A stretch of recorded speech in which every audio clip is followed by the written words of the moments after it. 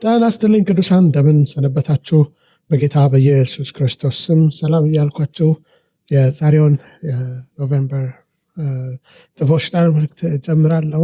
ባለፈው ጊዜ የደቀ መዝሙር ሕይወት በሚል አብረን ስንካፈል ነበረ።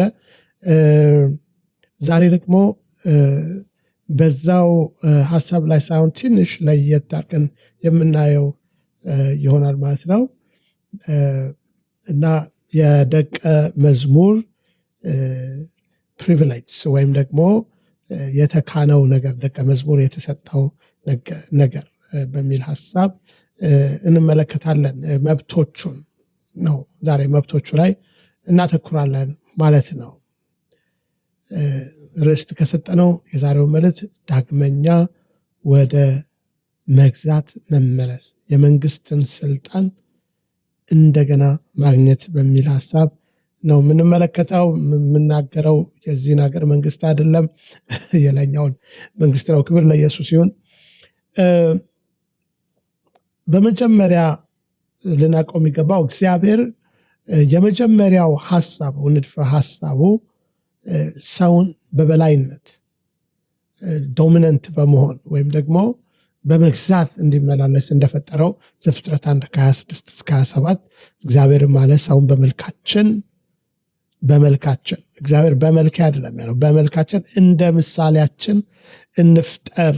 ለዚህ ነው እዚህ ጋር ይሄ እግዚአብሔር በብዙ ቁጥር ሆኖ የተገለጠው የአብ የወልድ የመንፈስ ቅዱስን የሥላሴን ምስጢር ከሚነግሩን መጽሐፍ ቅዱስ ክፍሎች ይሄ አንዱ ነው። እግዚአብሔር ሰውን ሲፈጥረው በመልካችን እንደ ምሳሌያችን አብ ወልድ መንፈስ ቅዱስ ትሪኒቲ ካውንስል ሲያደርግ ራሱ የተናገረው ነው እና በመልካችን እንደ ምሳሌያችን ላይክነስ እግዚአብሔር መንፈስ ነው።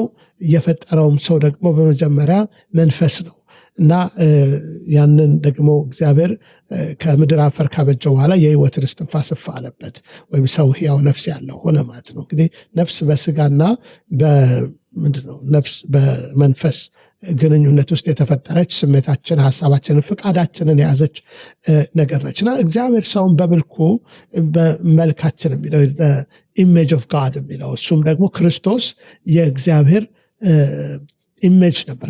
ኢሜጅ የሚለውን ክርስቶስ እግዚአብሔርን የተገለጠው በሙላት የእግዚአብሔር መገለጫ ሆኖ የምናየው ክርስቶስን ነበር። ስለዚህ የነዛን ሁሉ ኢሜጆች ወይም ደግሞ ክርስቶስ የገለጣቸውን የእግዚአብሔር ማንነቶችን ሊያመለክተናል እና ከዛ በምድርም ላይ ይግዙ አለ እግዚአብሔር። ይሄ የመግዛት ፕሪቪሌጅ የተሰጠው ለሰው ነበር። እንግዲህ እናስተውል።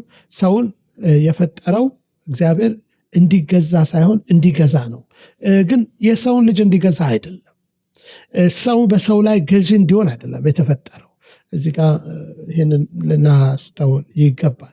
ነገር ግን በፍጥረት ላይ በመንፈሳዊው ዓለም ላይ በተለይ ደግሞ ገዢ እንዲሆን የዚህ ዓለም ገዢ አሁን ገዢ ሆነውን በፊት ገዢ አልነበረውን አዳም ከኃጢአት ከመውደቁ በፊት የጨለማው ዓለም ገዢ በዚህች ምድር ላይ ነበረ። ከመፈጠሩ በፊት ከመውደቁ ከመፈጠሩ በፊት የጨለማው ዓለም ገዢ ወይም ስልጣን ነበር፣ ግን ገዢ አልነበረም። ገዢ የሆነው ከሰው ውድቀት በኋላ ሰው የተሰጠውን ስልጣን አሳልፎ ከመስጠቱ የተነሳ የበላይና ዶሚነንት ኖሮት ገዢ ሆኖ የምናየው አሁን ነው። ይህም ደግሞ በእርግጥ እንመጣበታለን፣ መፍትሄ ተሰጥቶታል። ዮሐንስ 12:31 ላይ የዚህ ዓለም ገዢ ይለዋል ዲያብሎስን። እንግዲህ ይሄ ዘፍጥረት ምዕራፍ 3 ላይ የተሰጠው ምዕራፍ 1 ላይ የተሰጠው ስልጣን ምዕራፍ 3 ላይ ስንሄድ የሰው ልጅ አትብላ የተባለውን በመብላቱ ምክንያት አጥቶታል።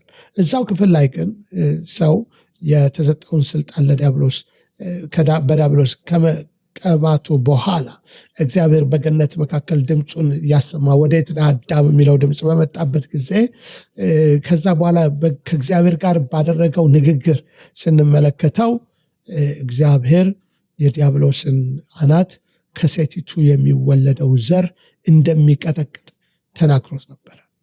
ያ ፕሮሚስ ቃልም ስጋ ሆኖ በዮሐንስ 1 ላይ ቃልም ስጋ ሆነ ቁጥር 14 ላይ ምዕራፍ 1 ጸጋንና እውነትን ተሞልቶ በእኛ አደራሉ። ያ ጸጋንና እውነትን ተሞልቶ ያደረው ቃል ክርስቶስ በመስቀል ላይ በመሞት የሰይጣንን ስራ ውድቅ እንዳደረገው፣ ራሱን እንዳይጠቀጠቀጠው፣ ስልጣናትን ከላቸው ላይ እንደገፈፈ፣ አለቃዎችንና ስልጣናትን አለቅነታቸውን ገፎ በግልጽ እንዳሳያቸው የእግዚአብሔር ቃል ይናገራል። ያ በክርስቶስ ስልጣን መመለስ ወደሚለው ወደ ሁለተኛው ሐሳብ ይወስደናል። ክብር ለኢየሱስ ይሁን። ወደ አዲስ ኪዳን ሐሳብ በምንሄድበት ጊዜ ኢየሱስ የመጣው የኃጢአት ይቅርታ ብቻ ሊያስገኝልን እንዳልሆነ እንገነዘባለን። የአዲስ ኪዳን መጽሐፍትን በምናነብበት ጊዜ ኢየሱስ የመጣው በእርሱ በኩል መንፈሳዊ አገዛዝን ለማደስ ጭምር ነው።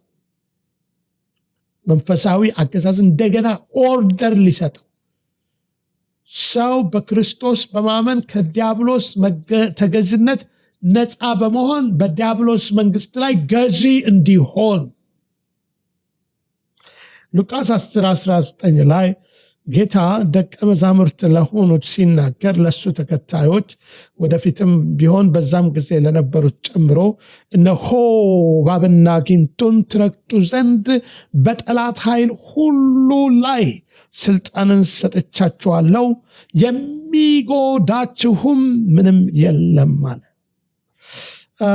ምናልባት አንድ ሰው ምን ማለት ነው ፓስተር በህይወቴ ጊንጥ አይቼ አላውቅም ሊል ይችላል። ይሄ ግን ስላየናቸው ጊንጥና እባቦች አይደለም፣ ነገር ግን በመንፈሳዊ ዓለም ያለውን የክፉን ኃይላት አይምሮን በፍርሃት ሰውነትን በህመም ግራ በመጋባት ከእግዚአብሔር ጋር ሰው እንዳይገናኝ በማድረግ በጥላቻ በቂም በተለያየ ክፋት የሚሞሉትን የክፋት መንፈሳዊያን ኃይላት ማለቱ ነው። እነዚህን እባብና ጊንጥ በሚልበት ጊዜ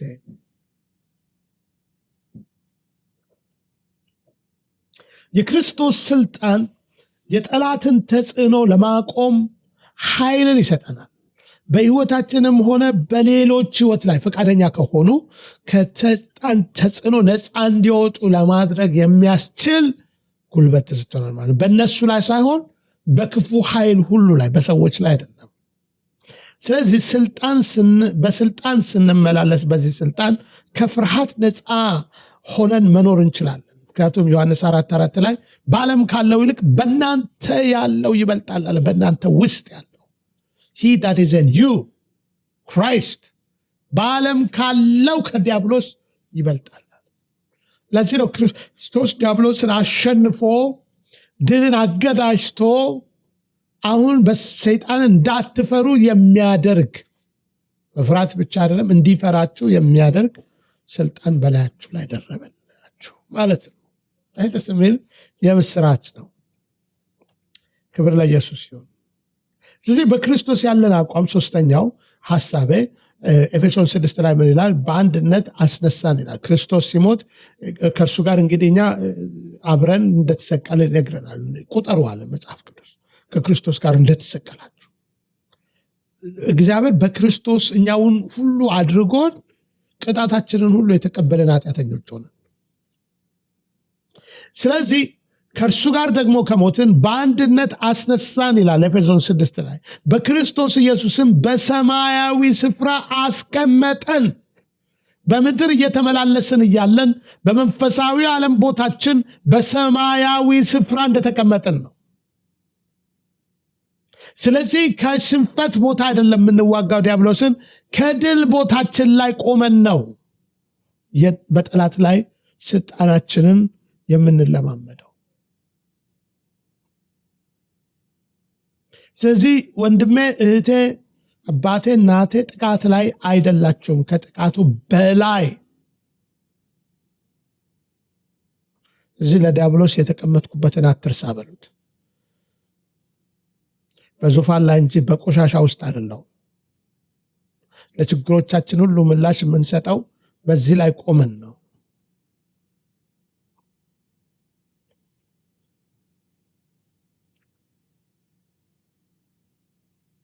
ለዚህ ኤፌሶን 1:21 በደንብ አንብቡት። ሃሌሉያ። ስለዚህ በሹክሹክታ ጠላት እየጠፋ ነው ሲለን መቀመጫዬን ፈትሽ በሉት። ከክርስቶስ ጋር እየገዛው ነው ማለት ትችላላችሁ። ሃሌሉያ። በሰማያዊ ስፍራ በተቀመጠው ሁሉን ከእግሩ በታች ያስገዛለት።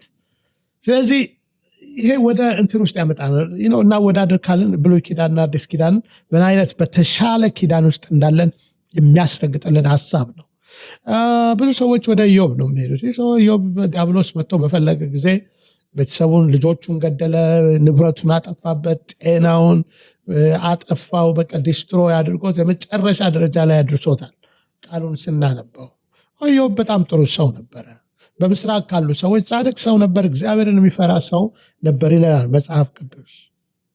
የኢዮብና እኛን ራሳችንን በምናወዳድርበት ጊዜ የደቀ መዝሙር ፕሪቪሌጅ እና የኢዮብን ጊዜ ስናወዳድር በመጀመሪያ ኢዮብ በሉቃስ 10:19 በክፉ ኃይል ሁሉ ላይ ስልጣንን ሰጠዋቸው የሚለው እባብና ጊንጡን ትረግጡ ዘንድ በክፉ ኃይል ሁሉ ላይ ስልጣንን ሰጠዋቸው የሚለው የተስፋ ቃል አልተሰጠውም፣ የለውም ነበር። ይሄ የመጣው በክርስቶስ ኢየሱስ ለደቀ መዝሙሮች የተነገረ ቃል ነው። ስለዚህ ዲያብሎስ እንደፈለገ ተጫውቶበት ነበር። አሁን ግን እንደፈለገ ሊጫወትብን እንዳይችል አለን የተስፋ ቃል። ኢዮብ የሚመጣውን አዳኝ በጉጉት የሚጠብቅ ነበረ። የሚቤዠኝ ሕያው ነው ያለ ነው። ይቤዠኛል መጥቶ። እኛ ግን የተቤዠንን ወደኋላ የምናይ ሰው፣ እሱ ወደፊት ነው ተስፋ የሚያደርገው። እኛ ግን ፋክት ላይ ቆመን ነው የምንዋጋው። ገላትያ 3:13-14 ምንድን ነው የሚለው? ክርስቶስ ከሕግ እርግማን ዋጀን ይላል። ይሄ እርግማን የሚለው ባድ ሃፕኒንግስ፣ ከሁሉም ባድ ሃፕኒንግ ክርስቶስ ከሕግ እርግማን ሁሉ ዋጀን። ትልቅ ልዩነት ነው አይደለም? ኢዮብ እግዚአብሔርን ጣልቃ ገብነት በትጋት ይጠባበቅ ነበረ። እግዚአብሔር መጥቶ አንድ ነገር ባረገልኝ። እኛ ግን ዲያብሎስን አንድ ነገር እንድናደርገው አንድ ነገር ማድረግ እንዳለብን የተነገረን ሰዎች ነው። እሱም ያዕቆብ 4:7 ላይ ሲነግረን 4:7 ላይ ዲያብሎስን ተቃውሙት እሱም ከእናንተ ይሻሻል አለ። አሁን እናንተ ማባረር ትችላላችሁ እያለን ነው። ኢዮብ አይችልም ነበር። ስለዚህ ዝም ብለን በተስፋ ቁጭ ብለን አንጠብቅም፣ እጃችንን አጣምረን።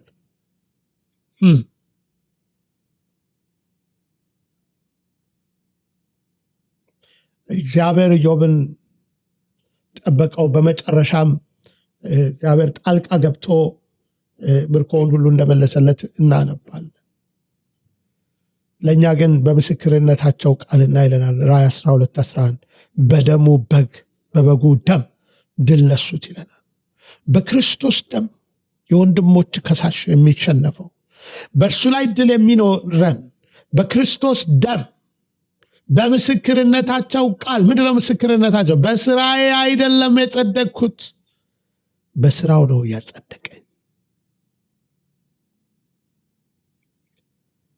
የእግዚአብሔር ልጅ ነኝ፣ ስልጣን ተሰጠ። ይህ ሁሉ ምስክርነት ነው። ያንን ምስክርነት ሊቋቋም አይችልም። ምክንያቱም የኛ ውሽ ሳይሆን የእግዚአብሔር ፕሮሚስን ይዘን እዛ ላይ በመቆማችን ማለት ነው። ኢዮብ በራሱ ጽድቅ ነበር የቆመው፣ ጻድቅ ሰው ነበር። እኛ ግን የክርስቶስ ጽድቅ የተቆጠረልን ሰዎች ነን። በክርስቶስ ጽድቅ ላይ ቆመን የመርገም ጨርቃችን ተወስዶ አዲስ የጽድቅ ልብስ የለበስን። ሃሌሉያ። ስለዚህ በሚበልጥ መንፈስ በዚህ በጨለማው ዓለም ላይ ዶሚናንት በመሆን የበላይ በመሆን እንድንመላለስ የሚያስችለውን ምስጢር እያየን ነው። ስለዚህ ስልጣናችንን እንዴት እንጠቀም ልንል እንችላለን። ሶስተኛው ፖይንቴ ነው። ጥቅም ላይ ያልዋለ ስልጣን ፋይዳ የሌለው ስልጣን ነው። አንድ አማኝ በክርስቶስ ማን እንደሆነ ሲያውቅ ብዙ ነገሮች ይከሰታሉ። በመጀመሪያ ከጭንቀት ነፃ የሆነ ህይወት ይኖራል። እግዚአብሔር ጭንቀቴን ውሰደው አይደለም፣ በኢየሱስ ስም ያንን የጭንቀት መንፈስ depression spirit ልንቃወመው እንችላለን። የእግዚአብሔር ደስታ ኃይላቸው ነው እንደሚል ነህምያ 8:10 ላይ በዛ በእግዚአብሔር ደስታ with the joy of the Lord ከአጋንንት ጭቆና ነፃ የወጣ ህይወት ልጁ አርነት ቢያወጣችሁ በእርግጥ አርነት ትወጣላችሁ ዮሐንስ 8:36 አርነት የወጣን ሰዎች ጭቆና የጠላት የዲያብሎስ ጭቆና የሌለብን ሰዎች ከፍርሃትና ከጉዳት ነፃ መውጣት ባንቺ ላይ የሚሰራ መሳሪያ ነው። ኢሳይያስ 54:17 አይከናወን ሚሰራው መሳሪያ የዲያብሎስ አሰራሩ ሁሉ ማንኛውም የጥንቆላው የመተቱ የድግምቱ እነዚህ ሁሉ ባንተ ላይ ባንቺ ላይ አይሰሩም ነው እኮ የሚለን። ዋው ይሄ ፕሪቪሌጅ ነው በክርስቶስ የመሆን የደቀ መዝሙር ፕሪቪሌጅ በጣም የሚያስደስት ነው።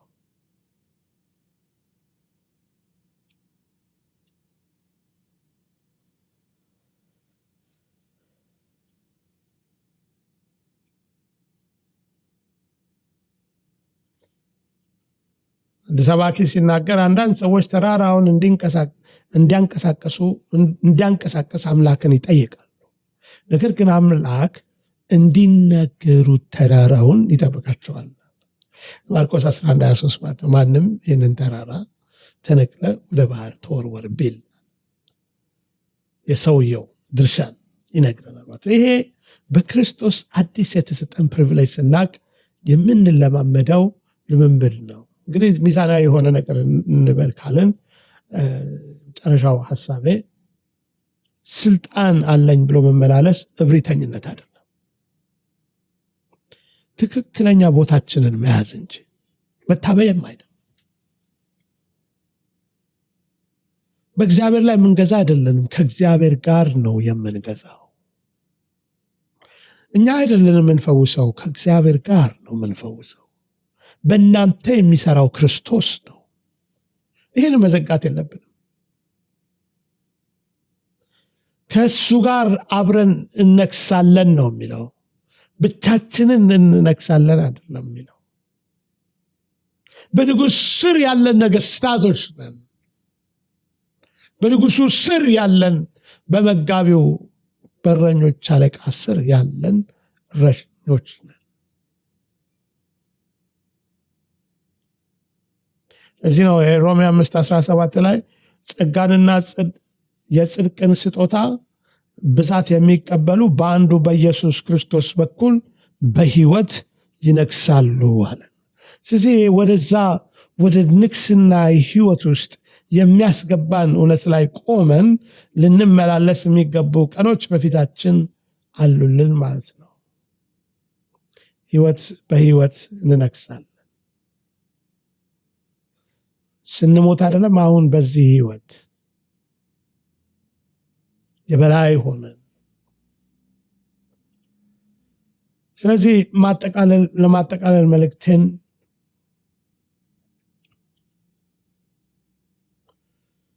መዳን ሰፊ ሐሳቡን ዛሬ ያየን፣ የመዳን ምስጢሩን ጥቅሙን።